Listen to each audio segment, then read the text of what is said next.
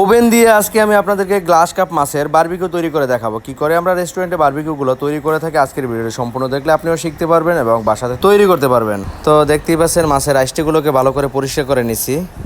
এরপর মাছের কাঁটাগুলোকে সম্পূর্ণ কেটে নিয়েছিলাম। এখন হচ্ছে আমরা মাছটাকে ভালো করে ফেরে নিচ্ছি মাঝখান দিয়ে।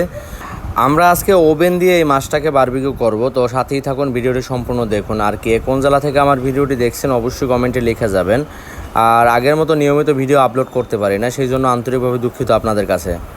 তো মাছটাকে ফেরে নিয়েছি আমরা, তো এখন হচ্ছে আমরা পরিষ্কার করে নেব মাছটাকে। আমরা এখন মাছটাকে ভালো করে কেটে নিয়েছি, উপর দিয়ে ছোটো ছোটো করে আর কি ফাড়া দিয়ে নেব, কারণ হচ্ছে যাতে করে মশলা খুব তাড়াতাড়ি মাছের ভিতরে প্রবেশ করতে পারে সেই জন্য।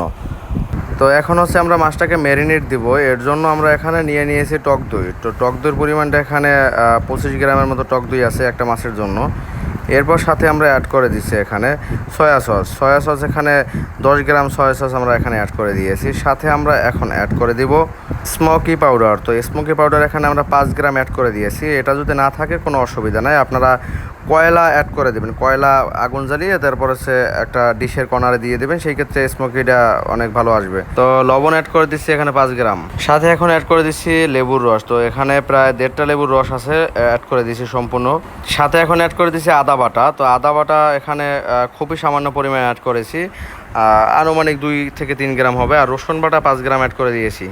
আমাদের মাছটার ওজন ছিল 1 কেজি 600 গ্রাম। তো এখন হচ্ছে সাথে আমরা অ্যাড করে দিচ্ছি মরিচের গুঁড়ো। তো চিলি ফ্লেক্সও এখানে অ্যাড করতে পারেন আপনারা, কোনো অসুবিধা নাই। তো সাথে এখন অ্যাড করে দিচ্ছি এখানে হলুদের গুঁড়ো। তো হলুদের গুঁড়ো এখানে খুবই কম, 1 গ্রামের মতো আমরা অ্যাড করে দিচ্ছি। সাথে এখন দিয়ে দিচ্ছি এখানে জিরার গুঁড়ো। জিরার গুঁড়োর পরিমাণও খুব সামান্য আমরা দিয়ে দিচ্ছি এখানে। তো একটা মাছের ম্যারিনেট তো সেই জন্য আর কি খুব কম দেওয়া লাগতেছে। এখন হচ্ছে অ্যাড করে দিচ্ছি গরম মশলা। গরম মশলার পরিমাণটা এখানে সর্বোচ্চ গেলে 2 গ্রাম হবে। এরপরে অ্যাড করে দিচ্ছি এখানে সরিষার তেল। তো সরিষার তেলটা আমরা একটু এখানে বেশি পরিমাণে অ্যাড করে দিয়েছি। সরিষার তেল আনুমানিক এখানে 30 গ্রাম রয়েছে। এখন হচ্ছে ভালো করে আমরা মিক্স করে নিচ্ছি। এখন মাছটাকে আমরা ভালো করে মশলা দিয়ে দেব, প্রত্যেকটা অংশে যাতে মশলা লাগে সেদিকে খেয়াল রাখতে হবে। আর হচ্ছে কাটা অংশগুলো আমরা মশলাগুলোকে ভালো করে লাগিয়ে দিব। সাথে এখন অ্যাড করে দিচ্ছি হোয়াইট পেপার। তো হোয়াইট পেপারের পরিমাণটা এখানে খুবই সামান্য দিয়েছি, 1 গ্রামেরও কম হবে।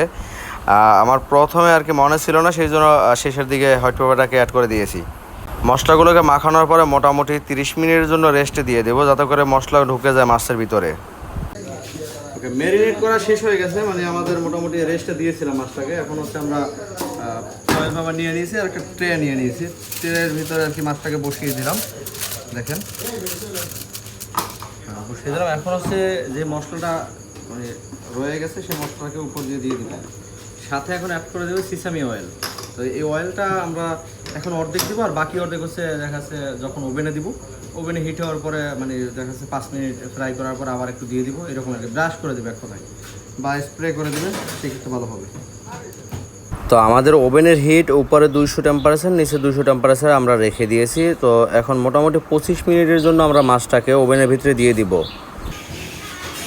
তো অবশেষে আমাদের মাছটা হয়ে গেছে। তো এখন হচ্ছে বের করে নিচ্ছি আমরা।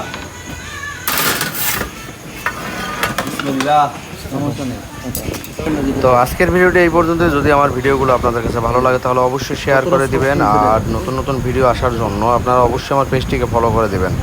সবাই ভালো থাকবেন, সুস্থ থাকবেন, সবাই আমার জন্য দোয়া করবেন। সবাইকে আসসালামু আলাইকুম।